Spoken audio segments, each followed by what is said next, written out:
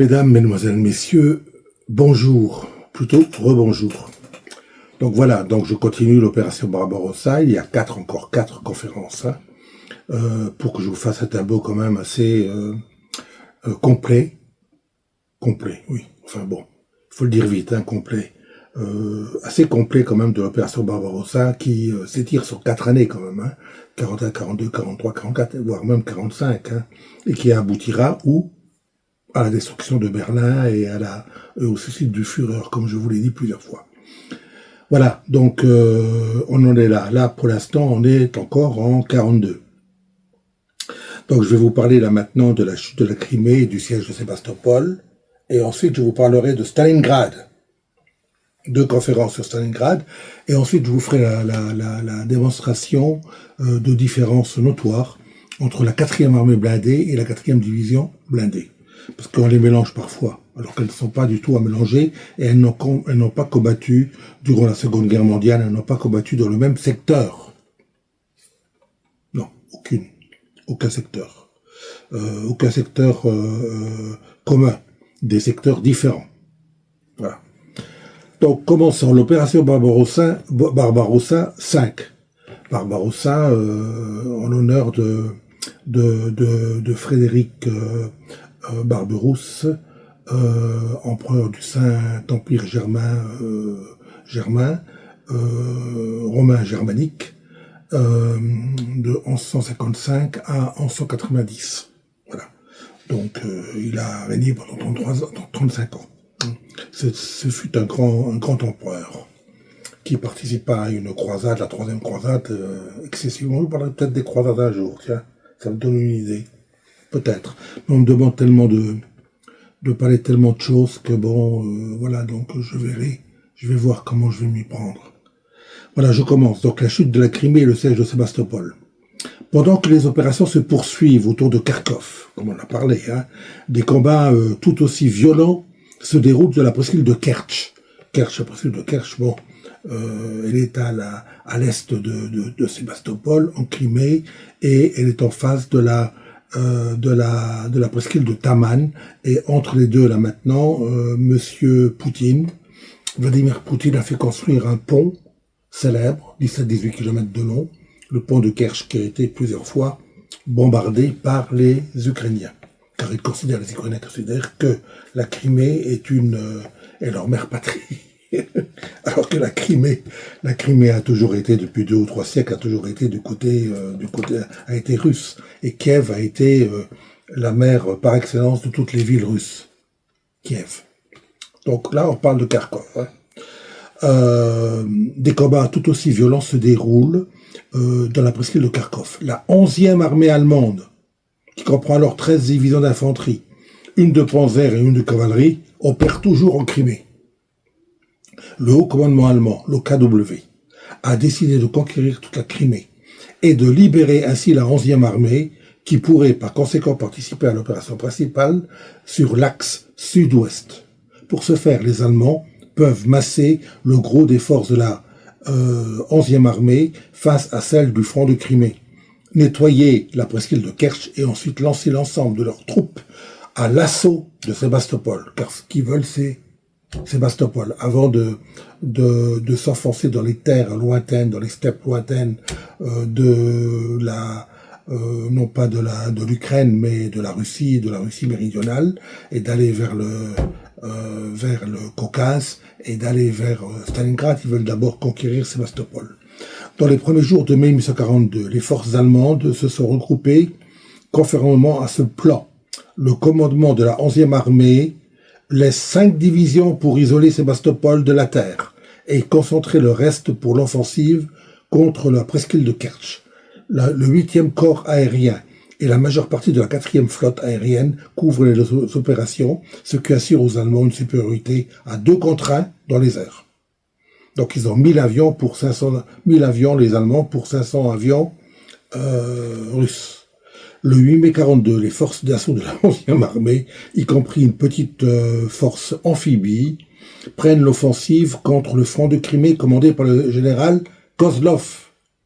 Leur poussée principale porte sur la côte de la baie de Féodosia, où le premier échelon de défense, 2 divisions d'infanterie de la 44e armée du général Tchernik, ne réussit pas à endiguer la progression de 3 divisions allemandes, solidement soutenues par des bombardiers en piqué, et commence à se replier vers l'est. Ah oui, c'est ça. La situation devient très grave. Les Allemands essayent d'encercler le centre et l'aile droite du front de Crimée, de les faire reculer de force vers le littoral de la mer d'Azov et de les détruire en dirigeant pour ce faire vers le nord ses principales forces d'assaut. Alors vous verrez la carte 1. Carte 1. Tout est bien expliqué là-dessus. Hein. Vous verrez si vous l'étudiez. Si vous prenez le soin, bien sûr, et la peine de l'étudier, vous comprendrez beaucoup de choses de ce que je vais vous lire là. La Stavka, le haut commandement suprême des soviétiques, donne alors l'ordre au commandement du front de Crimée de replier ses forces sur le rempart turc. Le rempart turc est non loin de des carrières de Kertch. Rempart turc, retenez cela, hein, pour y installer une défense stable.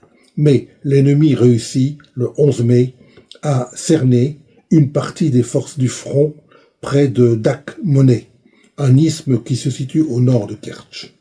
Le 15 mai, il occupe la ville de Kertch. Pendant cette période, les forces aériennes allemandes effectuent à peu près 1000 sorties par jour. Le haut commandement soviétique n'a d'autre solution que de retirer de la presqu'île de Kertch des forces du front de Crimée. Entre le 15 et le 20 mai, celles-ci franchissent donc le détroit de Kertch jusqu'à la péninsule de Taman et au cap Tchouchkan, dans des conditions extrêmement difficiles, bien sûr. L'ennemi leur inflige en effet de lourdes pertes tant au point d'embarquement que de débarquement qu'au cours de la traversée elle-même. Il y a plus de 86 000 hommes évacués, dont 23 000 blessés déjà. Certaines formations et unités du front de Crimée ne parviennent pas à gagner la presqu'île de Taman et restent sur place, où elles organisent des détachements de partisans dans les carrières de pierre de Kertch et continuent à lutter héroïquement contre l'envahisseur. L'effondrement du front de Crimée au printemps 42 est extrêmement grave. Au cours du seul mois de mai, ce front perd 176 000 hommes. Et de nombreux commandants de l'armée rouge périssent dans les batailles de la presqu'île de Kertch. Et oui, c'était rude. Hein. Les Allemands s'emparent de la quasi-totalité de l'équipement et des armes lourdes des forces soviétiques et les utilisèrent plus tard contre les héroïques défenseurs de Sébastopol. La raison fondamentale de l'échec du front de Crimée s'explique avant tout par l'incapacité du commandement du front et du représentant de la Stavka, le commissaire d'armée Meklis, le retenez bien ce nom, hein, M-E-K-H-L-I-S. Il est mort en 53, quelques mois après la mort de Staline. C'est un ami de Staline. C'était le représentant du peuple. Auprès des officiers. Donc il s'est mêlé de tout, de n'importe quoi. Hein, et il foutait, excusez-moi de l'expression vulgaire, il foutait le bordel. La capacité du représentant de la Stavka, le commissaire d'armée Meklis, a organisé d'abord la défense contre les forces allemandes, ensuite l'évacuation de la péninsule. À cause de l'impéritie du commandement du front, il n'y eut pas plus de coopération entre les armées qu'entre les forces terrestres et aériennes.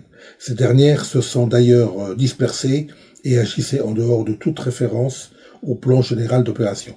Le commandant du front, son état-major et le représentant de la Stavka donnèrent des ordres sans tenir compte de la situation, sans connaître l'état réel des forces et qui plus est, les donnèrent trop tard. Bon. Ils n'ont eu en outre aucun contact personnel avec les troupes. Et pendant ces jours critiques de l'opération défensive, on gaspilla un temps précieux en de nombreuses et stériles réunions politiques, bien sûr, du conseil militaire du front, alors qu'il eût fallu tout simplement avoir une direction opérationnelle et prévue. Meklis a certainement été le grand responsable de la catastrophe de la presqu'île de Kertch. il n'a pas été à la hauteur de sa tâche de représentant de la Stavka. Il n'a pas su faire exécuter à temps l'ordre de repli des forces du front de Crimée sur le rempart turc. En outre, il a empiété cavalièrement sur les fonctions du commandant du front, l'a remplacé et a donné des missions aux diverses forces. Il a remplacé le commandant du front, les conflits, sans tenir compte de la situation réelle. La Stavka dut démettre Meklis de ses fonctions de commissaire du peuple et rentré à Moscou, adjoint à la défense et de chef du directeur politique principal de l'armée rouge. Le commandant du front et son délégué au conseil militaire furent également limogés et rétrogradés, bien sûr. La défaite de Kertch entraîne évidemment une aggravation sérieuse de la situation des défenseurs de Sébastopol, c'est-à-dire de l'armée côtière du général Petrov. Au début de juin, cette unité comprend 7 divisions d'infanterie, 4 brigades, 2 régiments de fusiliers marins, 2 bataillons de chars et un train blindé, soit au total plus de 106 000 hommes avec 600 canons et plus de 1000 mortiers, mais seulement 38 chars. Donc les forces aériennes basées sur les terrains perdus à proximité de Sébastopol ne comptent que 53 appareils utilisables. Donc ils ont 53 avions utilisables et 38 chars. Ils ont beaucoup d'hommes, mais beaucoup vont se faire massacrer, parce qu'il n'y a pas de défense véritablement. Une fois terminée l'opération de Kertch, le haut commandement allemand concentre l'essentiel de la 11e armée, quelques 10 divisions d'infanterie quand même, dans la région de Sébastopol, avec la mission de s'emparer de la ville le plus vite possible. De nombreuses pièces d'artillerie montent en ligne pour l'assaut. Comme l'ancien commandant de la 11e armée, le général von Manstein, le rapporte après-guerre, le 54e corps d'armée, chargé de porter le coup décisif, est soutenu de 120 mortiers, dont 56 pièces lourdes et super lourdes, les calibres allant de 190 à 420 mm. Les Allemands disposent également d'une batterie de mortiers super lourds de 615, et du canon géant Dora de 800 mm sur voie ferrée. Et c'est des énormes engins excessivement lourds qui se déplacent que sur voie ferrée. Donc il faut les monter et puis ensuite les démonter. C'est un travail colossal. Au moment où commence l'offensive, ils alignent également un grand nombre de chars et d'avions. L'ensemble des forces allemandes dirigées par von Manstein, l'un des plus talentueux généraux allemands, c'est vrai, comprend 204 000 hommes, 670 canons, de 76 à 400 à 420, 655 canons anti-chars, 720 mortiers, 450 chars et 600 avions. C'est pas mal.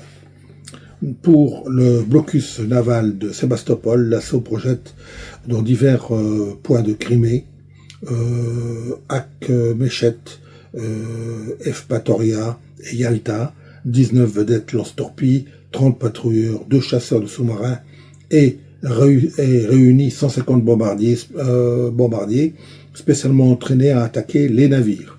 Les vedettes lance-torpilles sont pour la plupart mouillées à Yalta et peuvent opérer contre les principales lignes de communication qui relient le monde extérieur au corps retranché de Sébastopol. Le dispositif allemand rend en outre très difficile le ravitaillement de la garnison de la ville et oblige à utiliser une grande partie des navires rapides de la flotte de la mer Noire ainsi qu'un régiment d'avions de transport du front du Nord Caucase.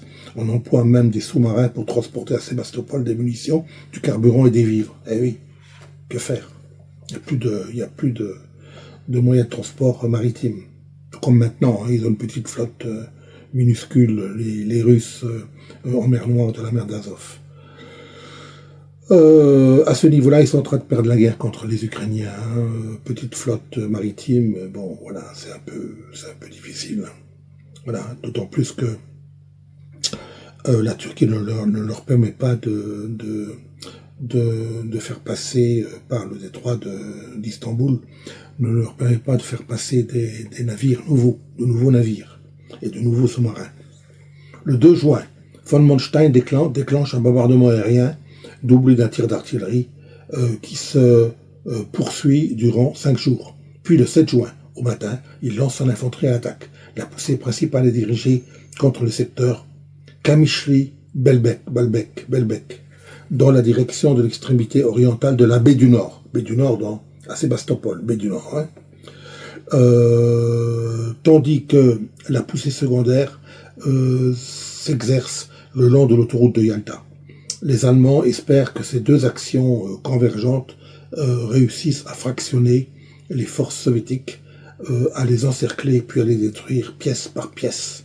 Un combat furieux éclate. La Luftwaffe effectue de 600 à 1000 sorties quotidiennes, tandis que l'artillerie allemande bombarde sans interruption les positions soviétiques.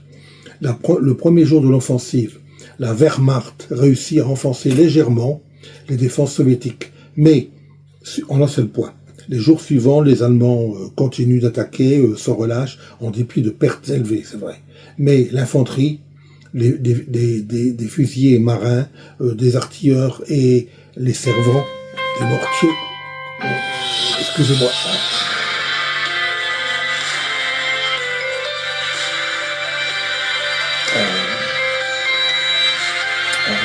Putain.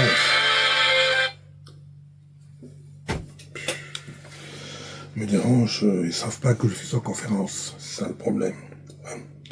Donc où en étais-je? Von Manstein doit reconnaître plus tard, dans ses mémoires, que malgré la position réalisée au prix de très lourdes pertes, le sort de l'offensive semble à la mi-juin, ne tenir qu'à un fil. La puissance offensive des forces allemandes se trouve notablement émoussée, tandis que les troupes soviétiques ne donnent encore aucun signe d'affaiblissement. C'est alors que le haut commandement allemand se trouve dans l'obligation de renforcer les éléments qui assiègent Sébastopol par la 45e division d'infanterie venant de la presqu'île de Kerch. Donc elle se déplace de Kerch vers Sébastopol. Et pendant la seconde quinzaine de juin, il commence à transférer certaines unités de la 17e armée qui opéraient alors dans le Donbass, en Ukraine, où actuellement les Russes ont pris pied, ont repris pied ou pris pied, comme vous voulez. En réalité, chaque jour qui s'écoule rend plus périlleuse encore la position de l'armée côtière soviétique. En repoussant les continuelles attaques allemandes, elles subissent de lourdes pertes, tant en hommes qu'en matériel. Pertes que rien ne peut remplacer puisque toutes les réserves ont été utilisées. Dès le début de la seconde quinzaine de juin, les défenses soviétiques commencent à se ressentir. Les défenses soviétiques commencent à se ressentir cruellement du manque de munitions. La pression croissante du blocus allemand augmentant les difficultés du transport d'obus vers Sébastopol. Oui, ils n'ont plus d'obus. Les quantités qui arrivent ne suffisent plus à couvrir plus du tiers des besoins.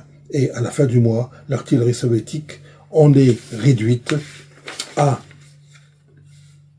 ne tirer qu'à courte portée. Et oui, donc il ne faut pas aller loin, quelques kilomètres. Le combat tourne de plus en plus au corps à corps, avec des contre-attaques soutenues seulement par quelques tirs de mitrailleuses, et quelques grenades à main.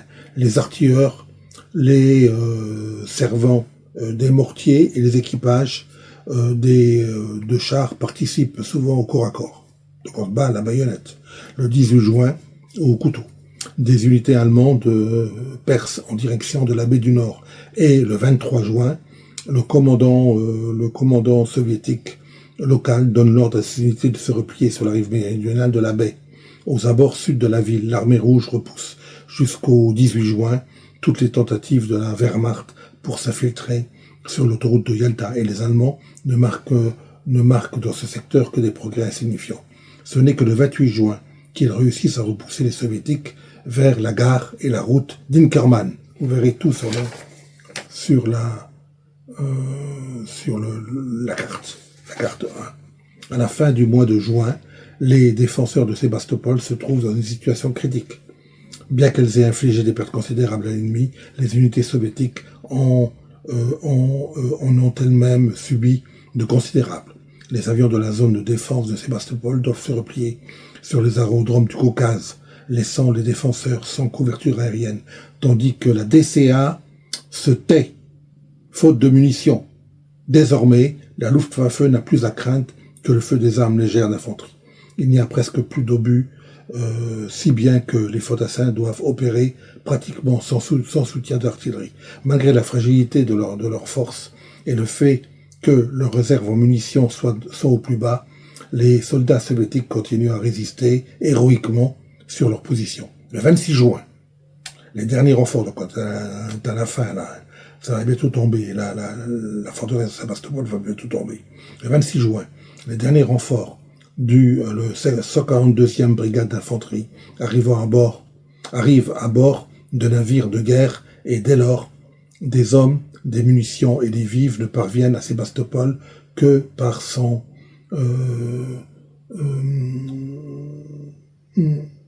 sous-marin et en quantité extrêmement limitée.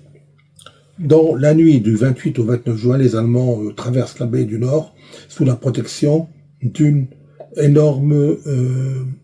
d'un écran de fumée et se retranchent sur le rivage méridional. Le 29 juin au matin, ils attaquent violemment depuis les hauteurs de Fédiokhine et de Novye Chula au nord-ouest, en direction du mont Sapoun. Sapoun, ça veut dire en russe savon, le mont Savon, hein, et percent à cet endroit les défenses soviétiques. Le 30 juin, le 24e jour d'offensive, les Allemands réussissent à s'ouvrir la route de Sébastopol et ce soir-là commence une retraite qui va se prolonger jusqu'au 3 juillet. Donc les Russes vont évacuer, les armées russes vont évacuer, comme ils peuvent, Sébastopol. L'évacuation de l'armée côtière soviétique s'effectue dans des conditions très difficiles, du fait que les forces de l'armée rouge doivent repousser des attaques frontales allemandes. Les points d'embarquement se trouvent constamment soumis au feu de l'ennemi. En outre, le commandement de l'armée ne dispose d'aucun moyen de protéger ces points de l'action de la Luftwaffe. Pour l'évacuation, on mobilise tous les moyens disponibles. Dragueurs de mines, patrouilleurs, sous-marins et avions. Mais c'est encore insuffisant pour arriver à mettre tout ce monde en sûreté. Certains défenseurs réussissent à se frayer un passage jusqu'aux montagnes où, groupés en détachements de partisans, ils continuent à se battre. La défense de Sébastopol a duré 254 jours et s'achève donc par une évacuation. Toutefois, elle va rester célèbre dans l'histoire comme exemple sans précédent d'héroïsme collectif, aussi bien que d'esprit de sacrifice individuel. Il y aura aussi Stalingrad après qui sera encore plus démonstratif. La lutte longue et obstinée des défenseurs de Sébastopol et des pertes énormes qu'ils ont infligées à l'ennemi ont bouleversé les projets du haut commandement allemand. Sébastopol immobilise un nombre important d'unités allemandes pendant l'automne de 1941, ce qui a contribué à faire échouer le plan allemand de conquête du Caucase. Pendant la contre-offensive de Russie en novembre 1941, les Allemands se trouvent obligés de renforcer la première armée blindée par des éléments prélevés sur la 11e armée. Et au printemps, ainsi qu'au commencement de l'été 1942, ils ne peuvent pas davantage employer cette 11e armée dans leur offensive contre l'aile méridionale du front soviétique. La 11e armée n'est finalement disponible qu'au début du mois de juillet 1942, mais le siège de Sébastopol l'a saigné à blanc et elle a besoin de renforts et d'un temps de repos, bien sûr. La lutte courageuse de la garnison de Sébastopol est pour l'armée rouge